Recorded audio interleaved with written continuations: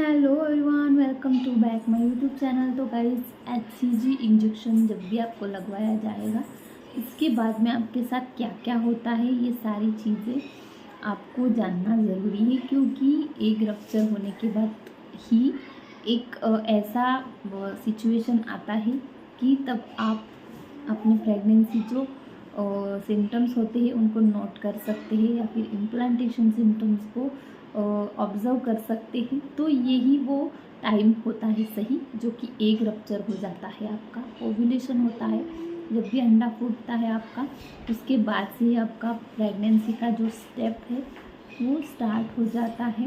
यानी कि प्रेगनेंसी जो कंसीव होती है आपकी, वो एग रप्चर होने के बाद ही होती है, इसके पहले कोई चांसेस नहीं होते हैं। तो काफ़ी सारी महिलाओं में ट्रीटमेंट के ज़रिए एग रप्चर करवाया जाता है, और काफ़ी सारी महिलाओं को नेचुरली ही अपने आप ही अंडा फूटने का प्रोसेस है वो होता है।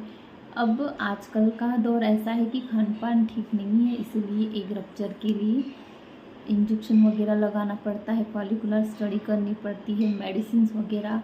किसी किसी महिलाओं को बहुत सारी आजकल मैंने देखी है कि उनको एग स्टिमुलेशन की भी मेडिसिन दी जाती है, इंजेक्शन भी लगवाए जाते हैं, अगर मेडिसिन से कुछ इफ़ेक्ट ना हो तो इससे ऐसे ही स्टेप बाय स्टेप जाते जाते जब भी एग रप्चर हो जाने का आपको ट्रिगर लगाया जाएगा, HCG ट्रिगर, तो उस ट्रिगर के बाद आपका ओव्यूलेशन होता है।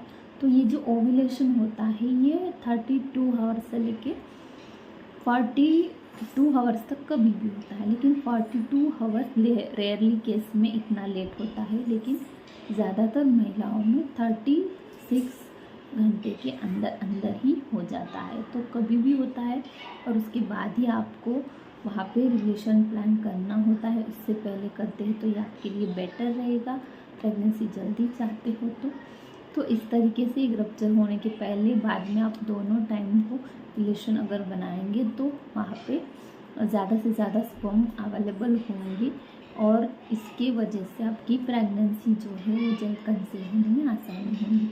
क्योंकि यहाँ पे जो प्रेगनेंसी का एक कंसीविंग का जो पीरियड होता है वो काफ़ी पीक पे होता है, इसलिए आपको इस टाइम पे ज़रूर ट्राई करना है, इस चांस को मिस नहीं करना है। तो एग रप्चर होने के बाद जैसे ही स्पर्म अवेलेबल होंगे वहाँ पे, तो तुरंत वहाँ पे एग को फर्टिलाइज़ करेगा। फर्टिलाइज़ करने के बाद एक जायगोट बनता है, और वो जो जायगोट होता है, एम्ब्रियो भी जिसे कहते हैं, तो वो बाद में यूट्रस में नीचे आता है और चिपक जाता है, और यूट्रस में चिपकने के बाद ही आपका जो इम्प्लांटेशन का सिम्टम्स है वो आप पे स्टार्ट हो जाता है। यानी कि जैसे कि इम्प्लांटेशन ब्लीडिंग होती है, और कोई सिम्टम्स होते हैं, इम्प्लांटेशन दर्द होता है, इम्प्लांटेशन के और कई सारे सिम्टम्स हैं जो मैंने अपने बहुत सारे वीडियोज़ में आपके साथ शेयर किए हुए हैं। तो इस तरीके से इम्प्लांटेशन का प्रोसेस होता है, और उसके बाद जब भी डेट मिस हो जाती है तो प्रेगनेंसी कंफर्म होती है। तो ये सारी चीज़ें एग पे ही डिपेंड होती है, क्योंकि एग की क्वालिटी अच्छी होना ज़रूरी है, और सही टाइम पे एक रप्चर होना भी ज़रूरी है। तो ये सारी चीज़ें अगर ठीक है तो ही आपकी जो प्रेगनेंसी है वो हेल्दी प्रेगनेंसी मानी जाती है। तो एग रप्चर होने के बाद ये सारी चीज़ें आपके साथ होती है, क्योंकि कई बार आपको नहीं पता होता है कि एग रप्चर होने के बाद क्या क्या प्रोसेस होता है।